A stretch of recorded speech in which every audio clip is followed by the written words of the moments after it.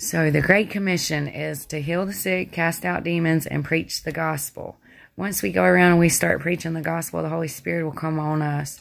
When we start abiding by the word, doing what the word says, and then acting like God is with us all the time and not being fake, one way, one place, one way, one place, being the same all the time, the Holy Spirit can come and abide in us whenever we know that He's real. You know, God even sees the thoughts in our mind. He even sees the look that we give someone, a haughty look or anything like that. And me and the kids were just talking about it. Some of the people that are going hungry and stuff, it's the saddest thing in the world because gas prices are up, all the prices are up, and there are people going hungry. And the Bible does speak about this, about people going hungry, and it's even going to be worse. It even talks about a day's wages for a day's worth of barley or something like that. I'll have to look that up. But meanwhile, while we do have and we can help, we should. So I'm going to read a couple Bible verses. 1 John 3:7 says, if anyone has the world's goods and sees his brother in need, yet closes his heart against him, how does God's love abide in him? Wow. That's how can we say we love God and see a brother in need? How can we?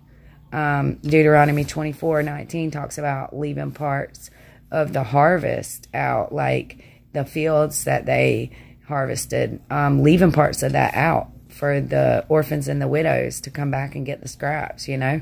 So even in the previous days of the Bible in the Old Testament, they were actually leaving parts of the grapevine and leaving parts of the wheat and things like that. You don't see us leaving anything nowadays. When they go and clean that field up, that thing is cleaned. They get everything. Nobody ever wants to leave anything else, anything behind.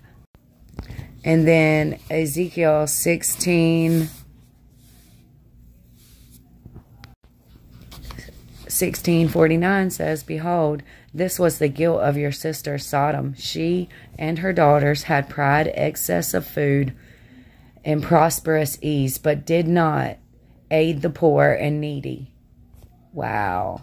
So Sodom and Gomorrah, we all know what their fate was. And then Zechariah 7:9-10 says, thus saith the Lord, render true judgment, show kindness and mercy to one another. Do not oppress the widow and the fatherless, the sojourner, homeless, traveler, the poor. Let no one of you against another